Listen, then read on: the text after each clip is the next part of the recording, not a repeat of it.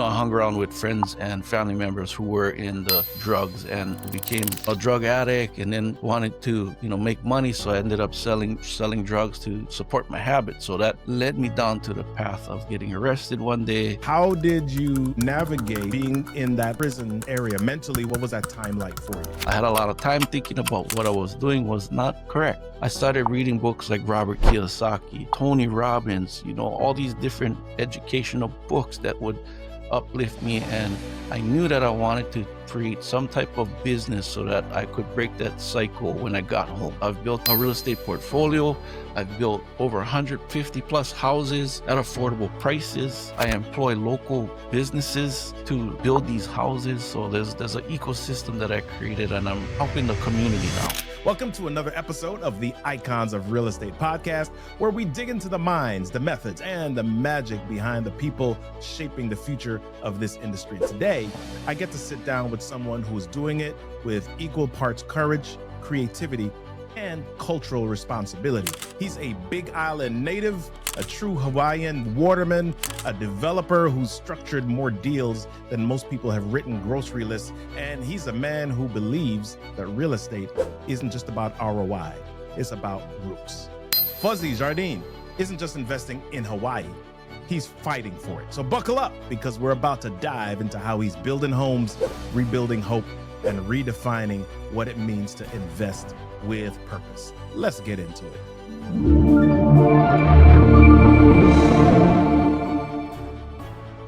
Fuzzy, welcome to the show, my friend.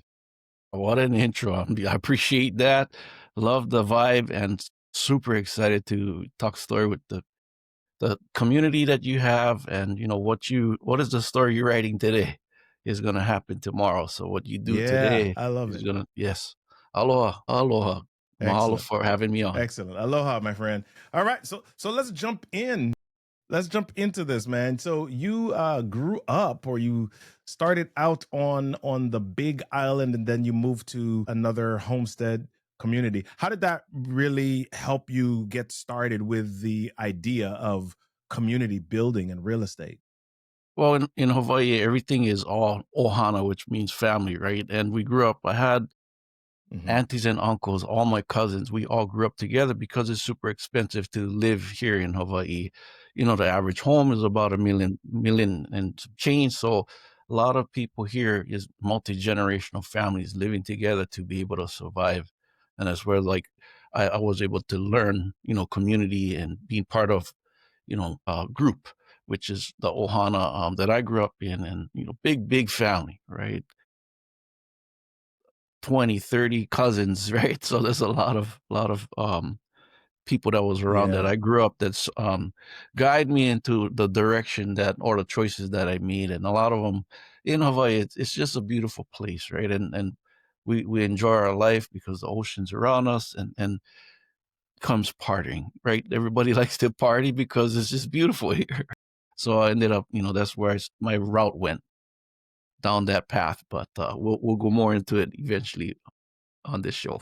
Excellent. Yeah. Well, let's dive into the route, because you started to talk about influence of family members and people that you were around, and you're saying that kind of helped or determined some of the route that you went. So you don't have to go into detail, but your route led you down a path that the police didn't like.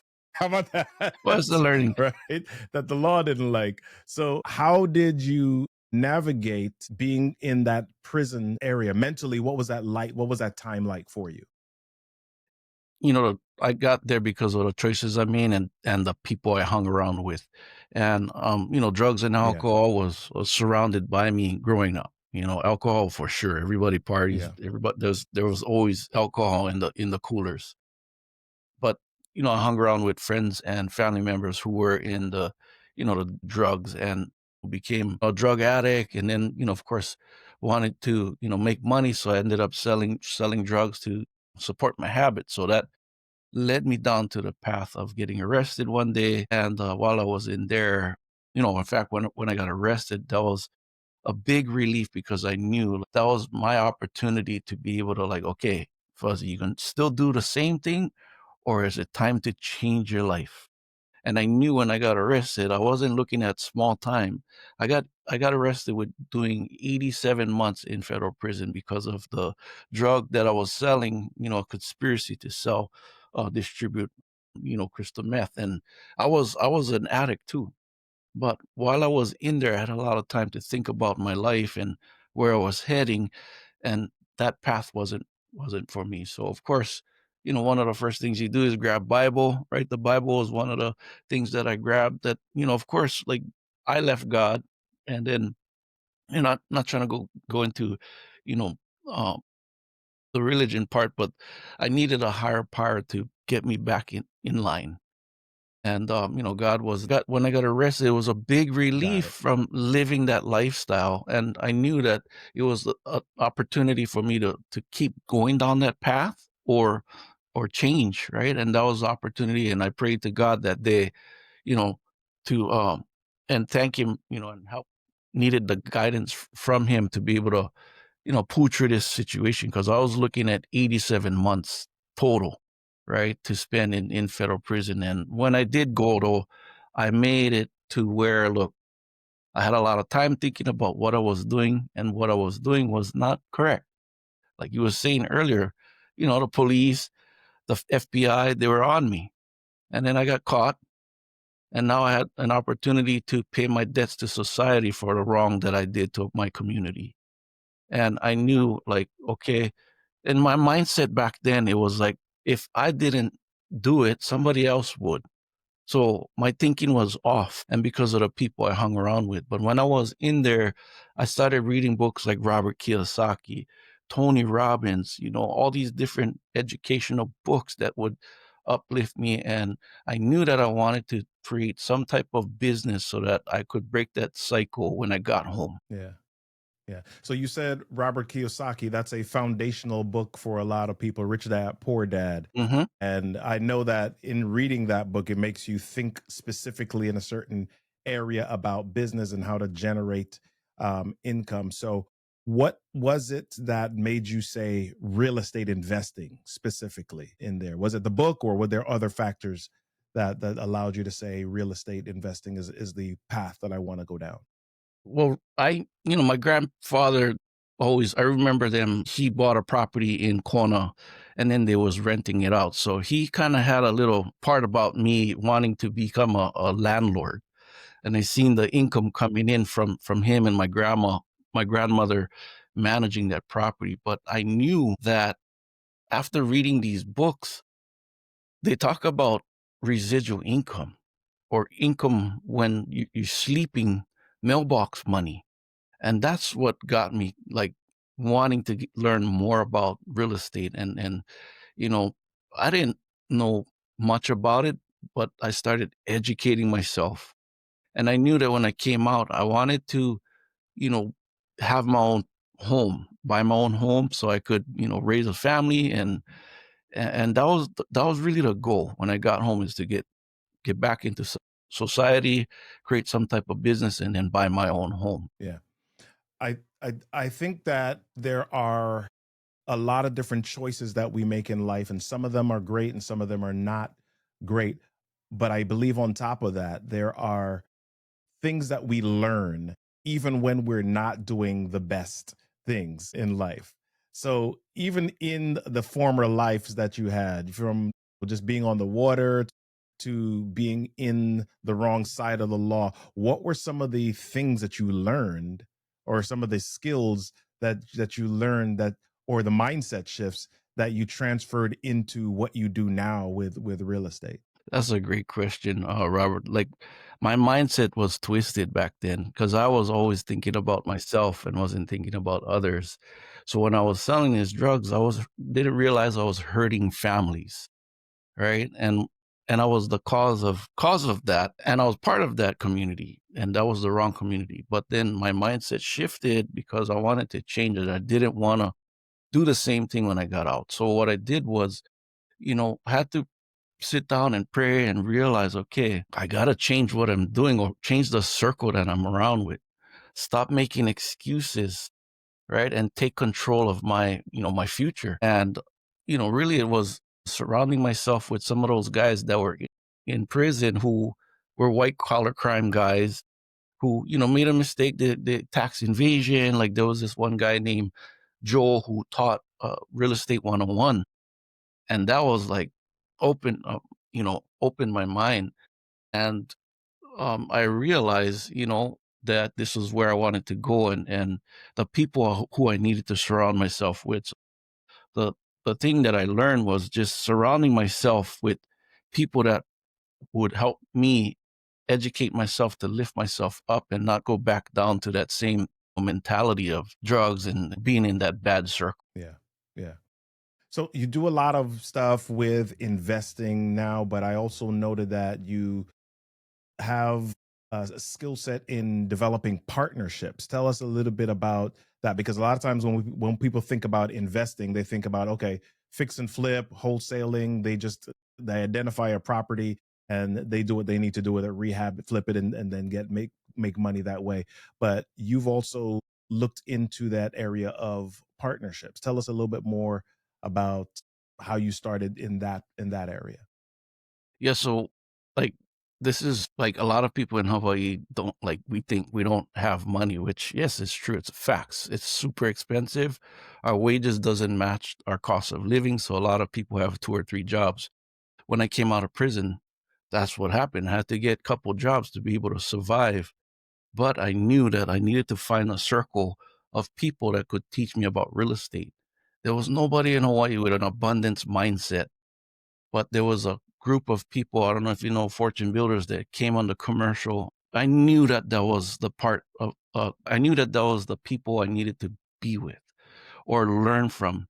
So I went to that free meetup and then, you know, it was like $200 for the 3-day event. And then there was $26,000 fee, which I did not have. But because I had three jobs, I had credit, I was able to get a loan for 26 grand, slapped it down. And that's how I was able to, start my education. And from that education, they taught me strategies on how to find opportunities with none of your own money. So Craigslist, Facebook Marketplace, I started posting ads that says Fuzzy buys houses cash. And that's how I was able to get in touch, or a developer called me from the Big Island. And that's how my journey started. I didn't know anything about doing, brand new builds from start to finish. I knew a little bit about construction, but that's how I got involved, was with a coaching program that got me strategies that I took with none of my own money, but then ended up connecting with the developer who his issue was finding money. So because I was part of that network from Fortune Builders, huge Facebook, thousands of people from all over, I presented the opportunity to be able to build a brand new home with this developer and myself. And then we found the funding that he needed, and he was willing to teach me and then give me an equity split at the back end. So that's how I was able to do partnership with someone I did not know, put up none of my own money, found the money through a circle of network of people that was in the business. And, I became a developer, and that's what I do today. I love it. I love it. So I want to take a slight left turn, but still kind of stay in the same realm. I was looking up some other interviews that you had done, and I kept seeing something similar about crabs in a bucket or crabs in a barrel mentality. Mhm. And it resonated because it's not just one specific place. That seems to travel through quite a few different communities. Tell me a little bit about that mentality as it relates to where you are, your location, and maybe the community that you're trying to uplift. Yeah, when I first started in this real estate game, it wasn't a cheap fee, it wasn't cheap to pay for the education or the coaching. And when I paid for it, a lot of my friends and family was like, "Bro, you're crazy. What are you doing? That's a scam," you know? So we're all Mhm. in the bucket. Their education level, wherever they're at, it's not like they didn't care about me, because they love me. A lot of my friends and family, they love me, but their level is here. And I was like wanting to be better. And sometimes when you listen to family and friends, it'll hold you at that level and never let you get out of that bucket. Now today, I was able to get out of that bucket because of the people I surrounded myself with, and I also now tilted that bucket and reach in to help others who are just wanting to change that mindset that they're in and become a successful person, whatever it doesn't have to be real estate. Whatever it is, they can obtain it. They just gotta close the ear like this earphone on me and just whatever their why or goals in life, they just gotta shoot for it, but also look for people that will uplift them and pull them out that bucket. So, from the time that you started up to now, is there anything that has changed drastically that you would give a new person advice to look out for? Is it the same? Are the skill sets that you started with the same that you need to start now, or is there something different that in this time frame that a newbie needs to have? It really is taking action on your why. Like, whatever your why is in life or your goal or your dreams in life, take action. Don't say, "I'll do it tomorrow," or "I'll do it next week." 2026 is right around the corner. Are you gonna be in the same situation that you're in last year without taking action? And when I say taking action, meaning it doesn't have to be big steps. You can take small steps, but go to someone that you wanna be like. Ask them if you could work for them for free and trade to learn what they do. And it's kinda what I did when I first started in real estate, connected with the coaches, and I did a lot of stuff for free because I knew if I was to give value to them, they would give value back by teaching me different strategies to be able to become successful just like them. Yeah. Yeah. So there are two levels or two layers here. One, when your family said that's a scam, that some of that is fear, but Mhm. there's also the level of they have experienced scams in the Yep. real estate Yep. industry and other industries, other coaching. What was it that gave you faith or allowed you to navigate what everybody else thought was a scam? Maybe I'll ask the question a little bit differently. What should people look for so that they know that what they're getting into is not a scam? Well, with today's AI and all kinds of stuff, there's so much scams going on. It's really intuition or in your heart, right? Once y the truth will show itself if it's a scam or not. So, when I first signed up, when I went to the 3-day thing, the guy on the stage was a surfer guy. Same like me, I surfed all my life, and I wanted to travel, and that was my why, and I told myself, I was like, "Man, that guy is just like me, that I need to be like that." So that's why I surrounded myself with that group. So, I mean, here I am 12, almost 13 years later.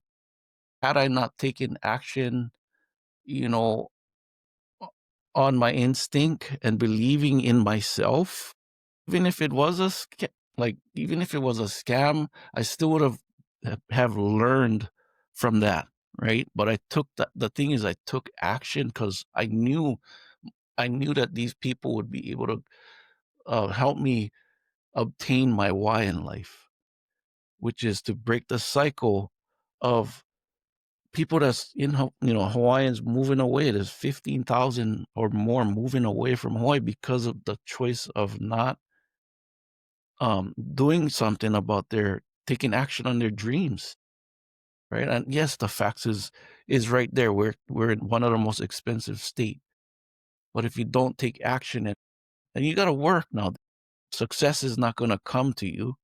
You got to work for it. And these people were willing to come to Hawaii, and of course, to be part of their program was expensive, but that part was well worth it to me, and I was able to obtain success. I've built a real estate portfolio. I've built over 150 plus houses at affordable prices. I employ local businesses to build these houses. So there's an ecosystem that I created, and you know, I'm helping the community now. Yeah, I love that. I love that. So, as you talked about some of the partnerships that you had gotten involved with earlier, and that enables you to scale or to reach more, to have greater impact. What are some of the deal breakers for you? What are some of the red flags that someone should look for if they're looking for a partnership or looking to secure or syndicate a deal? Yeah, that's a tough one because like a lot of people will come up and, in the front as a partner, wow, okay, yeah, the person might come out across solid. But then when you go into the Mhm. deal, like then you start seeing signs, almost like a relationship when you first you're dating. And then you just start Yeah. seeing signs and like, okay, maybe this is not a good partnership. So just, ask around. I think that's one of the things you want to do is ask around other people that's in that industry and see, hey, have you heard about this person? How is it? How's his business? Or how's her business? And that's where you can kind of get a better uh you can get more information by just asking around of people and know, okay, maybe this partnership, in the beginning, so that before you go into the partnership. But then also you want to outline all the roles, have everything on paper, like a agreement. Maybe have a lawyer or AI can create a document so that both parties know exactly, what you're putting towards, whatever you guys are doing. And then, what is at the end, who gets what. So that's one of the ways that you can, Yeah. Yeah. find out partnerships if it'll work or not. Sorry. Yeah. So you said ask around. What are some of the questions that I should be asking though? I mean, I may not know. I may ask somebody, "Hey, how is this person?" But Yeah. I didn't ask something specific that would have given me insight into the situation or the person's business practices. What are some questions that you can suggest that we would ask? Yeah, so I mean, as far as contractors goes, right? You can hire a contractor. Ways that you can find out, you can go to the Better Business Bureau or go to the website where contractors are, and you can see any complaints. You can see if they have any websites that they have or social media. But the best part is asking others who use that person or worked with that person is what I'm saying. Like as far as a real estate partnership, I've had, I've worked with one of these, a coach, and I did a lot of the legwork, but what I did wrong was I didn't set expectations or the contract that where, I did this, I did that, and they did this and they did that. It was all on the handshake. And then going into the project, they ended up going around and connecting with my general contractor, and they partnered up and kicked me to the curb because I didn't have the contract in place. They just walked away. I did all the legwork, found the property, did all the planning, and then submitted the plans to the county. And then when the permits came out, because it was under their name, the property, I had no, I couldn't take them to court or anything. But for me, I'm a cowboy. If somebody gonna do me wrong, I just gonna move on, lick my wounds, and learn my lesson. But it's always you can find out who is the who by asking around family, friends, people that, know that person. And nowadays, social media is a killer. If somebody do something wrong, you're gonna see people blasting them on social media for sure. Yeah. Yeah. So one of the things that I've noticed in reading your bio and hearing a little bit about what your interests are, you have a heart for your community, making sure that Hawaiians can afford to stay in Hawaii. How do you balance that mission of making things affordable while still maintaining profit for yourself? Okay, that's a great question, Robert. So, because there's different islands, right? Honolulu, Maui, Kauai are like the tourist areas, more touristy. They're more expensive. So I grew up on the Big Island with my grandparents, and on the Hilo side or Puna side, land is still affordable. So instead of me investing in Honolulu, Maui, or Kauai, where it costs about $1 million and some to do a deal, I would take that $1 million and do 3 to 4 houses on the Big Island because the land is cheaper. And because I do multiple projects and my best friend's the general contractor, we're able to cut costs and we manage all the different subs. And we hire them to do multiple projects. So we're looking at, anywhere from 20 to 40 deals a year doing brand new builds. And we're building not fancy homes, we're building spec homes, 1,200 square foot living, so close to 1,700 square foot total, on a quarter acre of land. And we're selling our brand new homes for about 350, right under K. And not the same as Honolulu, with that same house would be a million, 1.5. So I knew that, the Big Island was where I needed to be able to build this. And then also the material houses where I buy these materials, because I'm doing so much volume, they are able to give me a discounts on the materials so that I can keep my costs low. And we're in rural areas where you can get USDA loans, you can get, you know, no down payment loans so that our local community can afford to buy there and start their journey. Love it. Love it. So let's land the plane here, my friend. So you've got something called the HUI Mastermind. Tell us a little bit about that Yeah. and how that, what would you suggest for people who are looking to get involved in investing? Well, the HUI Mastermind was created through myself and Zasha Smith she's a business partner, and we created the HUI Mastermind because other people were asking, "Do you guys teach? Do you guys teach?" We actually did not. We know how hard it is to be educators, right? But I think it was our mission, or inside of us, both of us are kind of similar mindsets on, we're abundance mindset, we're not scarcity. And when they started asking, would you guys teach? And we talked to each other, and then we created the HUI Mastermind Academy. And what it is, it's a community of like-minded individuals, and our mission is to help our local community, to build wealth through real estate and generational wealth. And that's how the HUI Mastermind uh, came up, and just because we want to help our community. Love it. So I'm here calling it the HUI, and you said it's HUI. What does HUI stand for? What does it mean? Who is a community or group of people. That's what Hui means in Hawaiian. Got you. But HUI is, Okay. Hawaii Ultimate Investor. That's the acronym. Hawaii Ultimate Investor. Okay. Sorry. Okay. Okay. All Yeah. right. So it's a double So you meaning. I love it. you're you're Excellent. you're correct too. What is HUI? No, but the Hui is a group of people together, to a community, to help each other out. Fantastic. Fantastic. All right. Fuzzy, listen, where can people connect with you online? Where can they find out more about you?